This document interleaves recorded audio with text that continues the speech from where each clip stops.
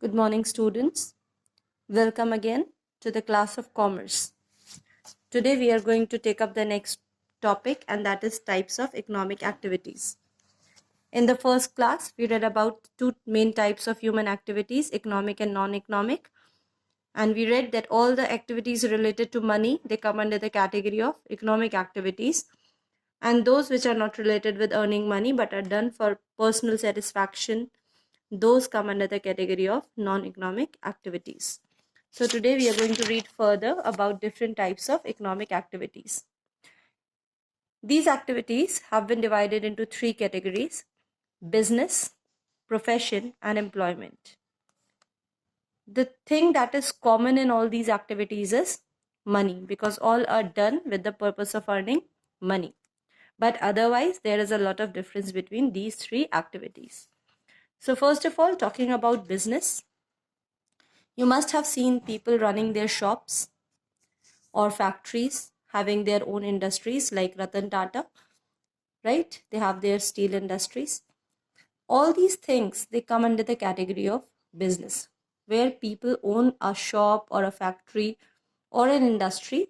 They are the owner and they run the business. They may have partners or they may run it solely. That comes under the category of business. All right. And the reward in business is profit, means it is done for the purpose of earning profit. Coming to profession, profession is different from business. In profession, every person needs a specialized knowledge, or you can say they have to do a specialized course. For example, a doctor, a lawyer, or a chartered accountant. Without doing the courses such as MBBS, a person cannot be a doctor. Without doing LLB, a person cannot be a lawyer. And in the same way, without doing CA, one cannot become a chartered accountant. So in profession, you require specialized knowledge. Without that, you cannot be a professional. All right. Now in business, people work for earning profit. In profession, people earn fee. When you go to a doctor's clinic, what they charge? They charge fee. All right. In the same way, when a client goes to a lawyer, they charge fee for that. All right. Now coming to employment. Employment means when an individual or a person is working under other individual. That is known as employment. Like a teacher working in a school. So that is an employment. The school is the employer and the teacher is the employee. All right. And here the work is done for salary. So business is done for profit. Profession is done for fee. Employment is done for salary. So all are related with money. This is just a brief explanation. Now we will study from the book. So the first activity that is given to you is business. Business includes all those economic activities which are concerned with production and exchange of goods and services. Production means producing a new product, producing a good or a service, and then exchanging that good or service in exchange of money. All right. The main objective is earning profit in business. Business activities are undertaken to earn money and to produce wealth. That is why it is called an economic activity. People who are involved in business, they are known as businessmen. You can see here.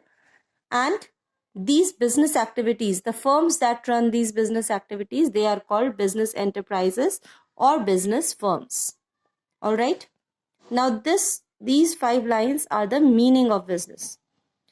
The rest of the lines represent the utilities created by business. Utilities means how does business help? All right. The first utility created by business is form utility. Form means when you change the form of a particular thing from one to another. So what is done in a business? Suppose there is an industry. It converts raw materials into finished products. All right. Such as, suppose there is a sugar mill. The raw material there is sugar cane. It is converted into sugar. So what is happening here? The raw material is changed into another form, that is a finished product. That means form utility. Next is place utility. Place utility means carrying the goods from the place of production to the place of consumption. It involves transportation of goods. This utility is also created by business, because transportation agencies, they are also a type of business. Then next is time utility. What happens actually, the producers or the firms that produce the goods, they always produce goods in large quantities because there might be more demand than they have expected. All right. So till the time goods are sold, those goods are kept in warehouses, or you can say storages or godowns. This way, time utility is created.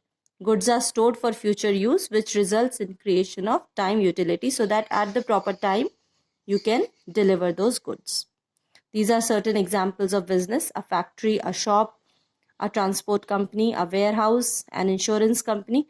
They all come under the category of business. Next is profession. Profession, first of all, is an occupation. All right. And it involves application of specialized knowledge and skills. Persons who are engaged in profession, they are known as professionals, and they provide specialized services to their clients. Okay. And as I told earlier, they charge fee for their services. Their service is based on professional education and training. Without this professional education and training, they cannot become professionals. Examples: chartered accountant, medicine, law, etc. Certain features are given to you. Profession is a specialized body of knowledge. Means it is a systematic body of knowledge where you have to go and follow certain course. All right. And members of the profession are required to learn this knowledge. Then next is restricted entry. Entry in a profession is allowed only to those who have completed the prescribed education. Got it? For example, if you want to be a chartered accountant, you cannot do CA unless and until you have done commerce in class 12th and also in your graduation. Got it? Then next is formal education and training. Means a profession provides education as well as training to those who want to acquire a professional degree, such as MBBS, CA or LLB. Then professional associations. Every profession, whether it is MBBS, it is CA or LLB, they have their own associations, and these associations only, they provide them the entry in the profession, the certificates of practice, and the code of conduct. Now suppose if there is an individual and he has done MBBS, all right, he has completed his degree and he has got the degree of MBBS. He cannot start the practice of a doctor unless and until he has been granted permission by the professional association. Certain examples have been given to you in the books. In medical profession, the professional association is Medical Council of India. They only allow doctors to do the practice. All right. So they have to get the certificate from the Medical Council of India. Various other examples are given to you. You can go through these. I will be sending the photos in PDF. Then next is service motive. Business is done for the earning. The main motive behind doing business is earning profit.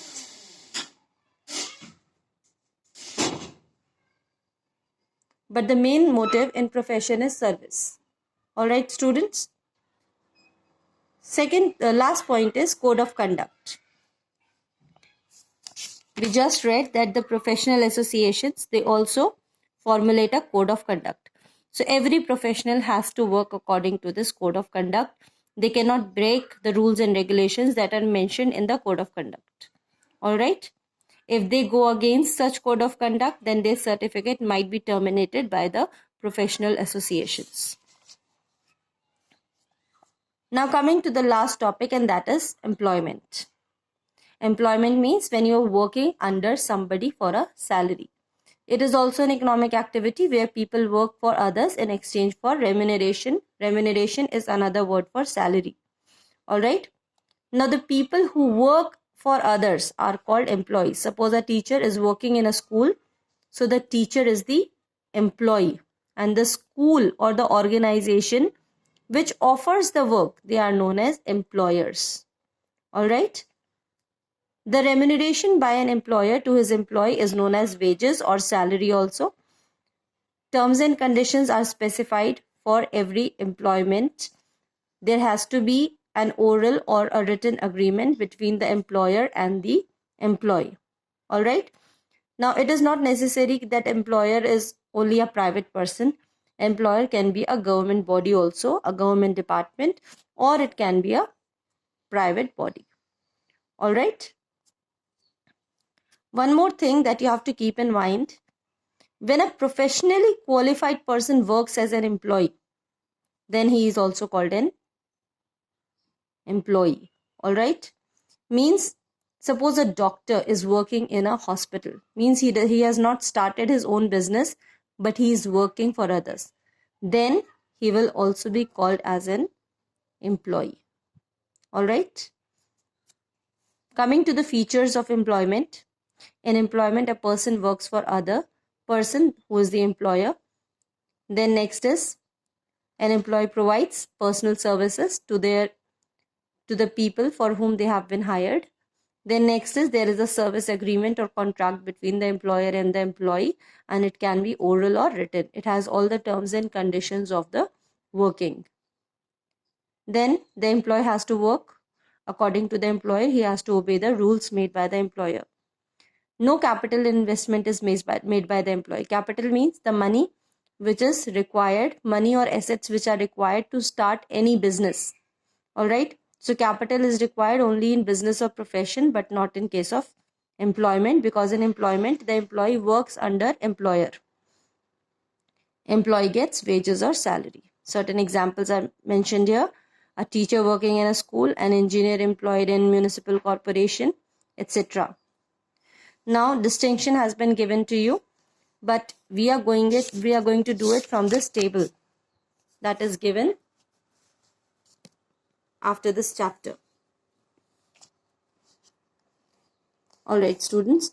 So here bases of distinction are also given, and then all three types are given. These bases are very important.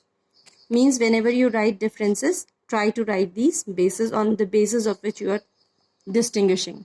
Suppose you are distinguishing, and for one you have written objective, and for the other you are writing status, then there is no match. All right.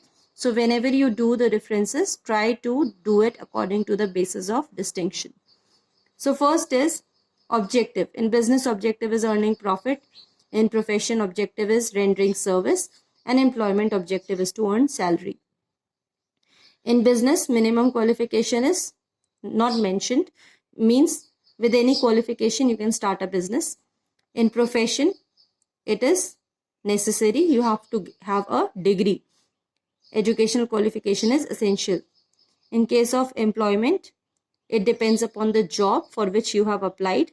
According to that, your qualification is required. Then next is nature of work. In business, production and exchange of goods and services is done. In profession, specialized services provided. In employment, whatever work is given by the employer, that is done by the employee. Status. Businessman works for himself, all right, for earning profit. Whereas in profession, a professional works according to the professional association. Means whatever rules have been made by the professional associations, they have to abide with those rules. An employee works for the employer. Reward or return. What return they get? Businessman gets profit in return of his hard work. Professionals, they charge fee, and employees, they get wage or salary. Then next is risk. Highest risk is in case of business, because businessmen can also suffer from huge loss. In profession, risk is negligible because you always have consumers. Like there will always be patients in case someone is a doctor.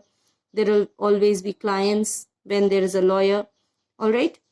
But in employment, there is no risk because he is just working under an employer. Employer is responsible for providing everything like salary and working place to the employee. Then next is investment. In business, maximum investment is required, highest amount of capital. In profession, you only need a small setup, such as a doctor needs a small clinic. So limited capital is required. In employment, no capital is required. Alright. Advertising is necessary in case of business. Advertisement is prohibited by professional associations. Alright. And no advertisement is required in case of employment. Then measurement. How will you measure whether your business, profession or employment is running well or not? So in case of business, if the profitability is good, your business is running well. In profession, if the service provided is good, your clients are satisfied, then your profession is going good. And in case of employment, the productivity and quality of work performed. If you're not working properly, then you can be removed from the employment. Regulation. Government by business laws, the profession. Government has made certain laws for various types of business carried on. Then here you know about the professional associations. They regulate the working and governed by the terms and conditions of the employer in case of employment. And last is ownership of business can be transferred, means someone else can be the owner of the business. In case of profession, only the person who has got the degree can be the professional. He cannot transfer his degree to someone else. And in the same way, ownership is not transferable in case of employment. So here we have completed this chapter. I will be sending you certain question answers and work in the PDF. Do the work accordingly. Have a nice day.